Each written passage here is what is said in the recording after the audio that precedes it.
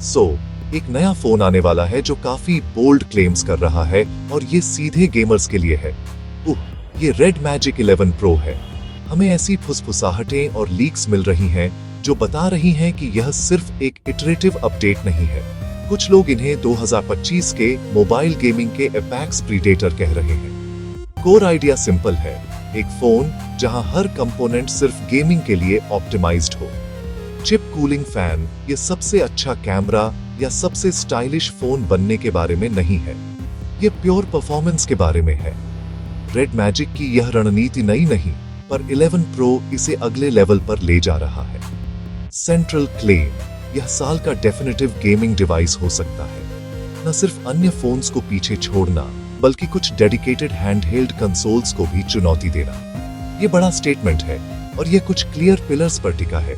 Advanced cooling system, next gen processing power, truly immersive display software और hardware control suite. अक्सर बातचीत सिर्फ processor पर अटक जाती है, लेकिन स्पेशलनेस का राज है होलिस्टिक अप्रोच। ये है कि सभी पीसेस साथ में कैसे काम करते हैं। आइए किसी भी सीरियस गेमिंग फोन के लिए सबसे क्रिटिकल फीचर से शुरू करते हैं, कूलिंग। आपके पास दुनिया का सबसे तेज प्रोसेसर हो सकता है, लेकिन अगर वह बहुत गर्म हो जाता है तो उसकी परफॉर्मेंस गिर जाती है। इसे थर्मल थ्रॉटलिंग कहते हैं और यह किसी भी लंबे गेमिंग सेशन का आर्क नेमेसिस है। रेड मैजिक 11 प्रो के बारे में अफवाह है कि यह एक extremely sophisticated active cooling system से इसे टैकल करेगा। हम सिर्फ एक वेपर चैम्बर की बात नहीं कर रहे हैं, हम एक इंटीग्रेटेड हाई स्पीड टर्बोफैन की बात कर रहे हैं जो 24,000 आरपीएम तक घूमता है। साथ में एडवांस्ड लिक्विड कूलिंग चैनल्स भी हैं। यह एक miniature high tech PC cooling system जैसा है, पर फोन में फिट किया गया। इसका प्रैक्टिकल बेनिफिट कंसिस्टेंसी है। कल्पना कीजिए कि आप एपेक्स लेजेंड्स मोबाइल में एक कॉम्पिटिटिव मैच में गहरे हैं। एक टिपिकल फ्लैगशिप फोन पर 20-30 मिनट में फ्रेम रेट गिरने लगती है क्योंकि डिवाइस गर्म होता है। फोन जानबूझकर खुद को धीमा कर रहा है ताकि टेम्परेचर मैनेज हो सके। रेड मैजिक 11 प्रो की एक्टिव कूलिंग का लक्ष्य है कि ऐसा न हो।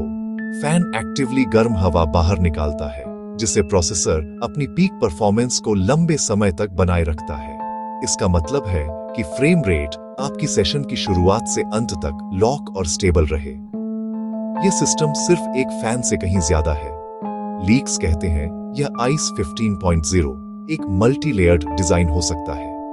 बड़ा वेपर चैम्बर, नए थर्मली कंडक्टिव मटेरियल्स और improved air duct design processor को इंजन समझें, कूलिंग सिस्टम, रेडिएटर और इंटरक्यूलर। एक हाई परफॉर्मेंस इंजन बेकार है अगर वह लगातार ओवरहीट होता है। रेड मैजिक का कूलिंग सॉल्यूशन उतना ही हाई परफॉर्मेंस है जितना चिप, ताकि आप 100% पावर 100% टाइम पा सकें। बिल्कुल, आपके पास टॉप टियर गेमिंग फोन नहीं हो सकता बिना टॉप टियर सिलिकॉन के।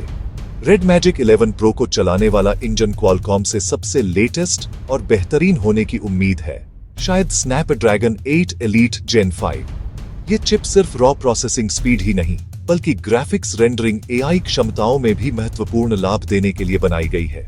24 गीगाबाइट्स तक की सबसे तेज LPDDR5T RAM, next gen UFS 4.1 pro storage के साथ ऑन पेपर स्पेसिफिकेशंस फ्रैंकली अधिकांश स्मार्टफोन टास्क के लिए ओवरकिल है, लेकिन गेमिंग के लिए ओवरकिल ही नया बेसलाइन है। रियल वर्ल्ड में इसका मतलब है इंस्टेंटेनियस लोडिंग टाइम और हाईएस्ट पॉसिबल सेटिंग्स पर सिल्क स्मूथ गेम प्ले। जब आप एक विशाल ओपन वर्ल्ड गेम लॉन्च करते हैं तो आप लंबे समय तक लोडिंग स्क्रीन को नहीं घूरेंगे। इन गेम एसेट्स बैकग्राउंड में सीमलेसली लोड होंगे और कॉम्प्लेक्स मेनू को नेविगेट करना इंस्टेंट होगा। लेकिन रेड मैजिक सिर्फ मेन प्रोसेसर पर नहीं रुकता। सीक्रेट सॉस अक्सर उनकी डेडिकेटेड गेमिंग चिप होती है, जिसके बारे में हमें उम्मीद है कि यह नया रेड कोर R4 होगा। यह सेकेंडरी चिप एक बड़ी बात है, क्योंकि यह मेन CPU से स्पेसिफिक गेमिंग रिलेटेड टास्क को ऑफलोड करती है। रेड कोर R4 को एक स्पेशलिस्ट को प्रोसेसर के रूप में सोचें। इसे ऑडियो प्रोसेसिंग, हैप्टिक फीडबैक और स्क्रीन शोल्डर ट्रिगर्स से टच इनपुट संभालने के लिए डिजाइन किया गया है। एक पावरफुल इंजन बेकार है अगर आप सड़क को एक गंदी विंडशील्ड से देख रहे हैं। गेमिंग फोन पर डिस्प्ले आपकी वर्चुअल दुनिया में आपकी खिड़की है और रेड मैजिक 11 प्रो में एक ट्रूली इम्प्रेसिव डिस्प्ले होने की अफवाह है। हमें एक मैसिव 6.85 इंच एमोलेड पैनल की उम्मीद है जिसमें 1.5K रेजोल्यूशन होगा। ये कॉम्बिनेशन आपके गेम्स के लिए एक बड़ा, शार्प और वाइब्रेंट कैनवास प्रदान करता है। लेकिन गेमिंग के लिए सबसे महत्वपूर्ण स्पेसिफिकेशंस रिफ्रेश रेट और टच सैंपलिंग रेट है। डिस्प्ले में कम से कम 144 हर्ट्ज रिफ्रेश रेट होने की संभावना है, जिससे स्क्रीन पर मोशन इनक्रेडिबली फ्लूइड और स्मूथ हो जाएंगे। असली game changer full uninterrupted screen experience हो सकता है। रेड मैजिक UDC टेक्नोलॉजी का पायनियर रहा है और 11 प्रो में इसकी लेटेस्ट जनरेशन होने की उम्मीद है। कोई नॉच नहीं, कोई पंच होल नहीं, कोई डिस्ट्रैक्शन नहीं। आपको पिक्सल का एक pure bezel to bezel rectangle मिलता है जो आप गेम में डुबोने के समय चाहेंगे। PUBG, फ्री फायर, मैप और आसपास की चीजों का निर्बाध दृश्य एक टैक्टिकल एडवांटेज हो सकता है। कैमरे का कटआउट स्क्रीन के महत्वपूर्ण हिस्से को ब्लॉक नहीं करेगा। डिस्प्ले की रिस्पॉन्सिवनेस महत्वपूर्ण है। टच सैंपलिंग रेट 960 हर्ट्ज से ऊपर हो सकती है। ये बताता है कि स्क्रीन आपका टच कितनी जल्दी रजिस्टर करती है। हाई टच सैंपलिंग रेट और रेड कोर R4 चिप का मतलब फोन आपकी उंगली के मूवमेंट को लगभग उसी क्षण देखता है जब वे होते हैं। कल्पना कीजिए आप रिदम गेम खेल रहे हैं या FPS में जल्दी स्वाइप कर इधर-उधर देख रहे हैं। तत्काल प्रतिक्रिया अनुभव को अधिक कनेक्टेड और सहज बनाती है। हाई रिफ्रेश रेट इसे स्मूथ बनाता है, हाई रेजोल्यूशन इसे शार्प बनाता है, UDC इसे इमर्सिव बनाती है, हाई टच सैंपलिंग रेट इसे रिस्पॉन्सिव बनाती है। ये पैनल आपको गेम में खींच लेता है और कुल विसर्जन की भावना बनाने में यह स्क्रीन वादा पूरा कर सकती है। एक ग्रेट गेमिंग एक्सपीरियंस सिर्फ रॉ पावर और एक प्रीटी स्क्रीन से कहीं ज्यादा है। यह कंट्रोल और सॉफ्टवेयर के बारे में भी है। ये वो जगह है जहां रेड मैजिक आमतौर पर आगे निकल जाता है और 11 प्रो उस परंपरा को जारी रखता दिख रहा है।